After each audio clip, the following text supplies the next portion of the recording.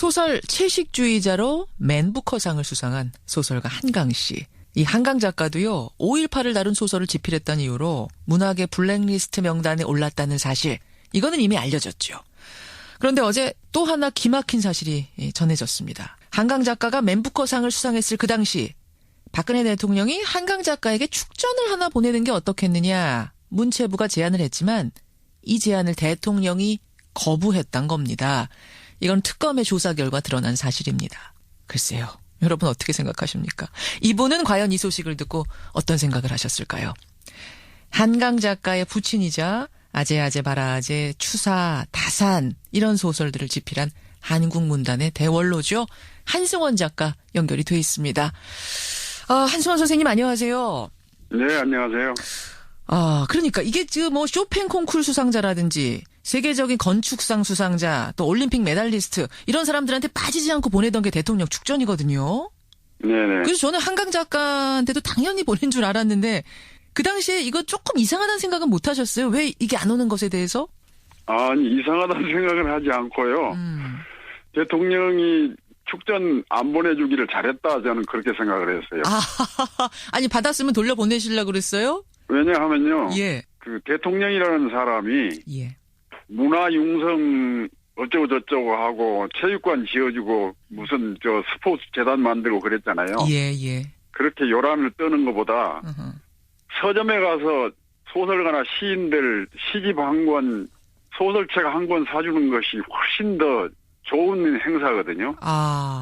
그런데 우리 대통령 집에는 서재가 없다고 들었어요. 그렇기 때문에 뜻있는, 그러니까 의식을 가지고 있는 그런 문화인들에게 불이익을 줄 수 있는 그런 짓거리를 하는 거죠. 최고로 좀 박 대통령이 교양을 쌓았으면 이런 일까지는 벌어지지 않았을 거다, 그 생각 드세요? 그렇죠. 문학이라는 게 예.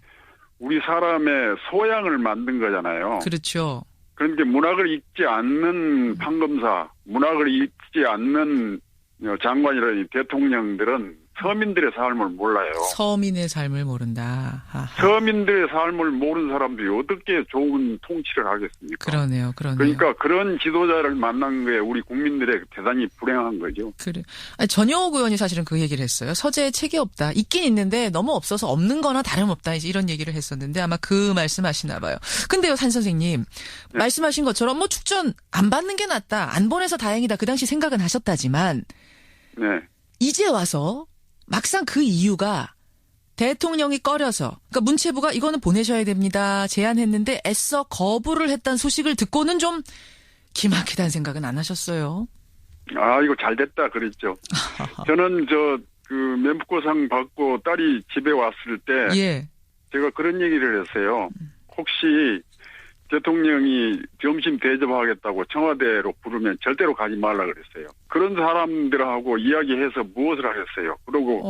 그러니까 그 딸이 그러더라고요. 그러지 않아도 안 가려고 했으니까 염려 마시라고 그러더라고요. 그때는 이제 국정농단 이런 거 벌어지기 전인데. 훨씬 전이죠. 그렇죠. 근데도 그때도 뭐 말 섞는 것조차 아니라고 생각하셨어요? 문학이라는 것이 굉장히 중요한 거예요. 예. 문학을 잘 아는 의사, 문학을 잘 아는 판검사, 문학을 아는 기업인들이 많아야 그 나라가 진짜로 융성할 수 있고 그런 거예요. 예. 그렇지 못한 사람들을 대표할 만한 사람들이 청와대에 모여 있잖아요. 끼리끼리 모이는 거니까요. 그 문학인들이야말로 다들 취해 있지만 깨어있는 사람들이어서 순수한 시를 많이 쓰고 그러잖아요. 그렇죠. 그래서 박정희 대통령이 독재를 할 때는 예. 시인이나 소설가들이 앞장서서 자유실천 문인협회를 조성해가지고 저항하고 그랬어요. 예. 그런데 그때 중앙정보부에서는 무슨 일을 했느냐 하면 저항하는 시인 소설가들의 명단을 제 카드를 다 만들어서 활동 내역들, 작품 발표한 것들을 일일이 전부 다 그 카드에 작성해가지고 자기들 눈에 심하다 싶으면은 남산으로 불러들여서 혼내주고 감옥살이도 시키고 그랬어요. 그렇죠. 그거는 벌써 70년대 일 아닙니까? 70년대 일. 그런데 그러한 그 악마의 뿌리가 지금도 남아있다는 것이 문제라는 거죠. 그때 악마의 그 뿌리가 남아있다, 아직도. 네. 그나저나 선생님. 이제 한강 작가가 왜 블랙리스트에 올랐는가, 이걸 따져보니까 5.18을 다룬 소설이죠. 예전에 썼던 소년이 온다라는 소설. 그게 이유가 됐다는 네네. 거예요. 제 딸 소설은 예. 그 채식주의자라든지 소년이 온다라든지 이런 소설들은 예. 우리 인생들에게 그 어떤 폭력에 대한 그런 질문을 하는 소설이거든요. 그렇죠. 그렇죠. 예.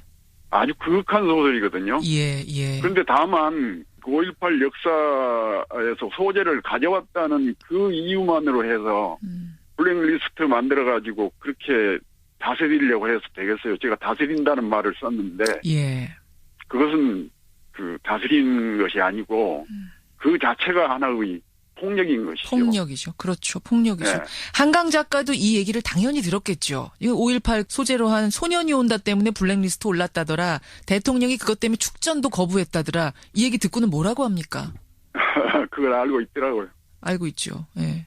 예, 예, 통화를 했는데 예. 그냥 웃기만 하더라고요. 하하. 그 뭐 웃음이 기분 좋은 웃음은 아니었을 테고 기막힌 웃음이었겠죠. 그래요. 오히려 블랙리스트에 들어간 것을 우리 문인들은 영광스럽게 생각하는데 그 다른 블랙리스트에 들어갔는데 애비는 블랙리스트에 들어가지 않아서 전 좀 부끄럽습니다. 오히려 블랙리스트에 들어간 게 이제는 훈장이 돼야 될 판인데 못 들어가서 부끄러우세요. 아, 작품 활동 더 열심히 했어야 되는데 싶으세요. 그 대부분의 사람들이 블랙리스트에 들어간 것을 영광스럽게 생각한다니까 오히려 정부가 역설적으로 훈장을 달아준 셈입니다. 그러니까요. 아니 지난번 맨부커상 수상하자마자 저희가 한 선생님하고 인터뷰했을 때 내 딸이 진지게 나를 넘어섰다 이러셨잖아요. 네. 이거 저희 블랙리스트에 오른 것도 진지게 딸이 넘어섰네요. 아, 그렇습니다. 참 우리가 이렇게 웃으면서 얘기하지만 이 현실이 얼마나 비극적인 건가 이런 생각을 하게 되는데 네, 웃어야죠. 웃어야죠. 뭐 어떡하겠습니까? 웃어야죠. 웃으면서 희망을 얘기해야겠죠. 근데 저는 그럼에도 불구하고 이해가 안 가는 것이 이 문학의 블랙리스트가 처음에 어떻게 출발점, 어떻게 시작이 됐는가 따져보니 이유가 세월호 참사였다는 거예요. 2014년에 세월호 참사를 추모하는 문화예술인들 활동이 막 이어졌어요. 이렇게 저렇게. 그 활동을 막아보자고 시작이 된 게 작성이 되기 시작한 게 바로 이 문학의 블랙리스트라는 겁니다. 근데 그거를 추모한다고 해서 그게 블랙리스트에 오를 문제인지 저는 모르겠어요. 아마 그런 일들을 잘 못한 것에 대한 양심의 가책은 있었던가 보죠. 그러니까 그 아픈 곳을 늘 찌르니까 싫어하게 되고 아하. 아마 그렇게 되지 않았을까 그런 생각이 듭니다. 제대로 국민들 구조해내지 못하는 것에 대한 양심의 가책, 찔림이 있으니까 추모 활동하는 건데 그게 찔려가지고 그거를 막아보겠다고 블랙리스트 만든 게 아니냐 그런 말씀이세요. 그런데 그 사람들은 거짓말을 많이 하더라고요. 무슨 말씀이세요? 백마원까지 찾아가가지고 예. 자기가 언제든지 그 유족들 만나주겠다고 해놓고 나중에는 유족들이 만나달라고 하고 청와대 그 집 앞에서 농성하고 그래도 그 앞에 지나다니면서도 안 만나주고 그랬잖아요. 끝까지. 사람으로서의 최소한의 어떤 그 양심 같은 것을 가지고 있는가 하고 의심이 갈 정도예요. 의심이 갈 정도예요. 예, 예. 그러니까 예. 만약에 젊어서 문학 공부를 했으면 그렇게 되지 않았을 거다. 저는 그런 생각이에요. 아니 박근혜 대통령 요즘은 이제 직무가 정지된 상태니까 시간이 많으실 텐데 그분에게 이 책 한번 읽어봐라 권해주고 싶은 책 혹시 떠오르는 거 있으세요? 일단 소년이 온다부터 좀 있고 채식주의에다 좀 있고 그랬으면 좋겠어요. 예, 소년이 온다. 도대체 이게 뭐가 문제인지 읽고 좀 판단해봐라. 시대를 좀 깨달아봐라 이런 말씀. 그렇죠. 알겠습니다. 예. 한강 작가가 사실은 이제 맨부커상 타고 우리 문학에 다시 부흥기를 이끈 하여튼 지난해가 굉장히 기분 좋은 해였는데 이 뭐 블랙리스트에 이름이 오르내렸다고 하고 이러면서 요새 안 좋은 뉴스에 이름 오르내리니까 조금 마음이 상했을 수도 있어요. 아버지로서 딸에게 한 말씀 해주신다면? 마음 상한 게 아니라 오히려 더 좋아해야 합니다. 왜냐하면 예. 블랙리스트에 소년이 온다 때문에 오르고 그랬다니까 책이 한 권이라도 더 팔리잖아요. 완전히 책이 무슨 책인가 하고. 그러니까 영광스러운 일이죠. 영광스러운 일로. 아이 그럼 대통령이 좋은 일을 한 거네요. 결국은 문학에. 역살적으로. 네네. 딸은 그 조용한 성품이어서 시끄럽게 떠들면 숨어서 살고 숨어서 소설만 쓰는 딸이에요. 그래서 이러저러한 계기들이 더욱더 좋은 소설을 쓰는 계기가 되지 않을까 그런 생각을 해서 예. 저는 안심하고 있습니다. 그런 일들이 일어날수록 냉정해진 아이예요. 그래요. 그럼 지금 본인의 이름이 뉴스에 오르내리고 시끌시끌할 때 오히려 지금 어딘가에서 열심히 글 쓰고 있겠군요. 이 모든 것을 바탕으로. 그러겠죠. 예. 아니, 그런데 그 딸과 같은 그런 성품이 우리 국민 전체에게 있어요.